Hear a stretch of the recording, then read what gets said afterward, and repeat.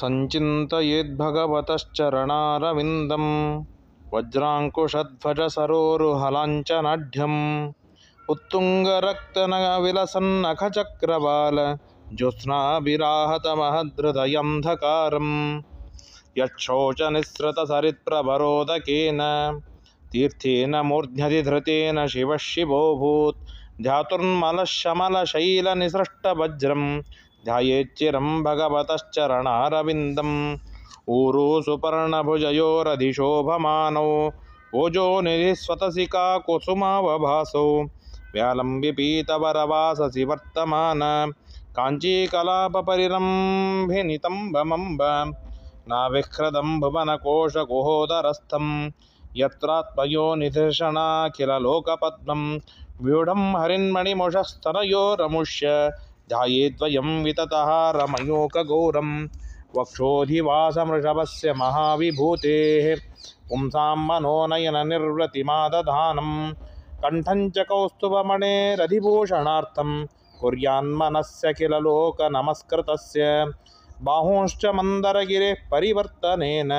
निर्णिक्तबाहुवलयानधिलोकपालान् सञ्चिन्तयेद्दशशतारमसह्यतेजः शङ्खं च तत्करसरोरुहराजहंसं कौमोदिकी भगवतोदयितं स्मरेत दिग्धारिमारितभटशोणितकर्दमेन मालां मधुव्रतवरोथगिरोपघुष्टां चैतस्य तत्त्वममलं मणिमस्य कंठे भृत्यानुकम्पितधियेह गृहीतमूर्तेः सञ्चिन्तयेद्भगवतो वदनारविन्दं यद्विस्फुरन्मकरकुण्डलवल्गितेन विद्योतितामलकपोलमुदारहासं यच्छीनिकेतमलिभिः परिसेव्यमानं भृत्या स्वयाः कुटिलकुन्दलवृन्दजुष्टं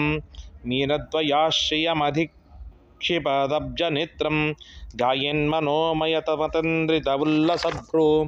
तस्यावलोकमधिकं कृशयाति घोर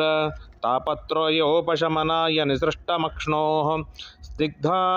स्निग्धस्मितानुगुणितं विपुलप्रसादं ध्यायेच्चरं विततभावनया गुहायं हासं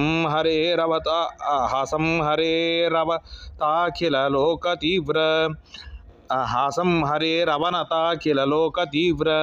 शोकाश्रुसागरविशोषणमत्युदारं सम्मोहनाय रचितं निजमाययास्य भ्रूमण्डलं मनुसुते मकरध्वजस्य ध्यानायनं रहसि तद्बहुलाधरोष्ठ भासारुणायिततनुद्विजकुन्दपङ्क्तिं ध्यायेत् स्वहृत्कुहरके अवसितस्य विष्णोः भक्त्याद्रयार्पितमना न पृथग्दिदृक्षेत्